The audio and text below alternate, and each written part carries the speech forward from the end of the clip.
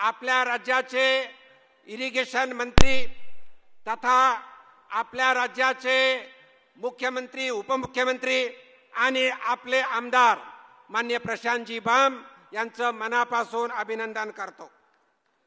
जसं माननीय आमदार साहेबांनी सांगितलं, मागच्या टर्म मध्ये माननीय देवेंद्रजी ज्यावेळेस मुख्यमंत्री होते त्यावेळेस मराठवाड्यासाठी ते सातत्याने सांगायचे, मराठवाड्याला मी दुष्काळ पाहू देणार नाही। इतके दिवस मराठवाडा दुष्काळग्रस्त होता, पण पुढचा काळ हा मराठवाड्यासाठी दुष्काळग्रस्त असणार नाही। म्हणून त्यांनी जे दोन महत्त्वाचे निर्णय घेतले होते, जे 165 टीएमसी पाणी समुद्रात वाहून जात होतं ते गोदावरी पात्रात आणण्याचं आणि त्याचबरोबर मराठवाडा वॉटर ग्रीड।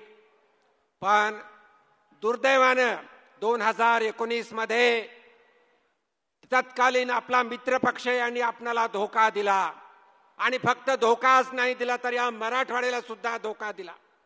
माननीय देवेंद्रजीच्या काळामध्ये जे टेंडर फ्लॅश झाले होते ते टेंडर ह्या तत्कालीन सरकार महाविकास आघाडी सरकारने ते रद्द केले आणि ते सर्व कामं थांबवली। पण सत्य ते सत्य असतं, परत महायुतीचं सरकार आलं, माननीय देवेंद्रजी उपमुख्यमंत्री झाले आणि मागच्या बजेटमध्ये परत एकदा मराठवाडा वॉटर ग्रीड योजना जाहीर केली। मराठवाडा वॉटर ग्रीड बरोबर 150 टीएमसी पाणी गोदावरी खोऱ्यामध्ये कसं येईल त्यासाठी सुद्धा काम चालू आहे। मी आपल्या सर्वांना सांगू इच्छितो, आपल्या देशाला स्वतंत्र होऊन 76 वर्ष झाली, पण अजून सुद्धा पिण्याच्या पाण्याचा प्रश्न बिकट। काँग्रेसने जवळजवळ 60 वर्ष राज्य केलं, या काळामध्ये कुठलाही जनतेसाठी ठोस निर्णय घेतला नाही।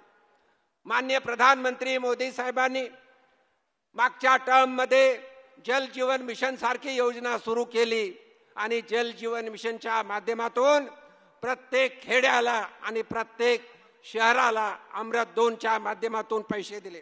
फक्त पैसे दिले नाही तर ही योजना जवळजवळ 80% पूर्णत्वाकडे न्यायचं काम केलं।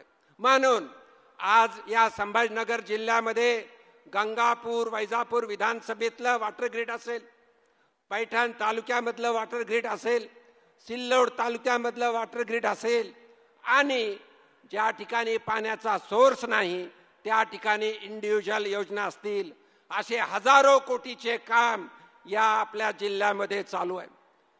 आपला आठवा तो काळ 2014 ते 2019 जलयुक्त शिवारासारखी महत्वाकांक्षी योजना माननीय तत्कालीन मुख्यमंत्री आणि सध्याचे उपमुख्यमंत्री देवेंद्रजी फडणवीस साहेबांनी सुरू केली होती। त्यामुळे नक्कीच पाण्याची साठवण गावागावात तर झालीच, पण पाण्याची टेबल किंवा लेबल सुद्धा वर वाढली होती। अशा चांगल्या योजना या तत्कालीन महाविकास आघाडी सरकारने बंद केल्या होत्या, पण आता परत माननीय देवेंद्रजी आणि माननीय उपमुख्यमंत्री शिंदे साहेबांच्या काळामध्ये हे काम चालू आहे। आपल्या सर्वांना कल्पना आहे, माननीय प्रधानमंत्री मोदी साहेबांनी संकल्प केलेला आहे की 2047 पर्यंत भारताला विकसित राष्ट्र बनवायचे आणि हे विकसित राष्ट्र बनवण्यात असताना हजारो शेकडो योजना ग्रामीण भागासाठी असतील, शेतकऱ्यासाठी असतील, मजदुरासाठी असतील, युवकांसाठी असतील, महिलांसाठी असतील, ह्या योजना चालू केल्या आहेत।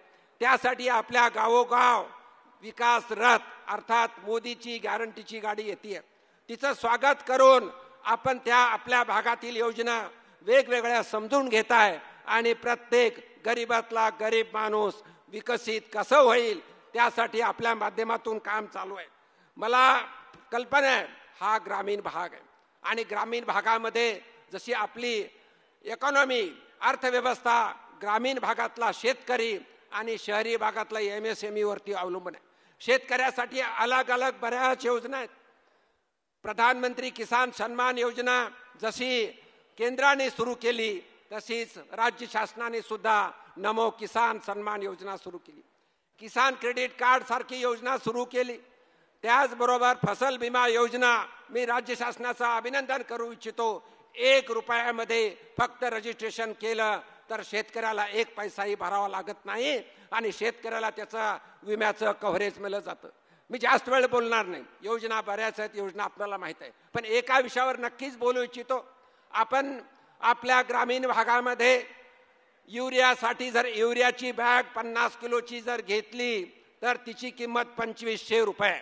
पण माननीय मोदी साहेबांच्या नेतृत्वामध्ये आणि त्यांच्या मार्गदर्शनानुसार कृषी खात्याने ही 2500 रुपयाची बॅग फक्त 266 रुपयाला 270 रुपयाला शेतकऱ्याला मिळते. पण आता त्यामध्ये इफ्को कंपनीच्या माध्यमातून नवीन रिसर्च आलेला आहे समोर. त्या रिसर्चच्या माध्यमातून नॅनो युरिया काढलेला आहे आणि जर विकसित भारत संकल्प अभियानामध्ये आपण जर पाहिलं असेल तर ड्रोन टेक्नॉलॉजी आलेली आहे. म्हणून ग्रामीण भागामध्ये सुद्धा ही नॅनो युरिया जर आपण वापरला तर नक्कीच जी 2500 रुपयाची बॅग ती 500 ml ची बाटली फक्त 250 रुपयात मिळते आणि त्यामध्ये शेतकऱ्यांचा फायदा आहे. त्यामध्ये आपली शेतातली माती खराब होत नाही आणि त्याचबरोबर देशाचा सुद्धा आर्थिक फायदा आहे. म्हणून वेगवेगळ्या योजना ज्या आपल्या विकसित भारत संकल्प अभियानाच्या माध्यमातून माननीय प्रधानमंत्रीजींनी 15 नोव्हेंबरला जी यात्रा त्यांच्या नेतृत्वामध्ये संपूर्ण ग्रामीण भागात शहरा भागात चालू आहे ती यशस्वी करावी.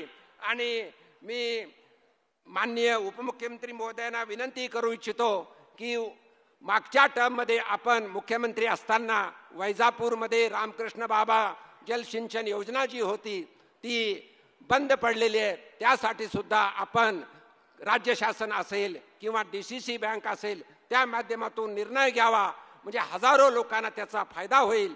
एवढंच या प्रसंगी बोलतो. आणि आपले कर्तव्यदक्ष आमदार माननीय प्रशांतजी बम यांच्या माध्यमातून आपण जी मराठवाड्याला विशेषतः गंगापूर तालुक्याला जे ही योजना मंजूर केली त्याबद्दल मराठवाड्याच्या ह्या भागातला पहिला प्रोजेक्ट म्हणून मराठवाड्याच्या जनतेतर्फे माननीय उपमुख्यमंत्री मुख्यमंत्री यांचं मनापासून अभिनंदन करतो, आभार व्यक्त करतो आणि मी माझ्या वाणीला विराम देतो.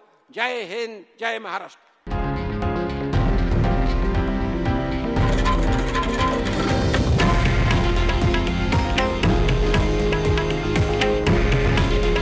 हे आहे देशातील नंबर 1 न्यूज नेटवर्क आणि आपण पाहत आहात TV9 मराठी. काळजी तुमची, हित महाराष्ट्राचं.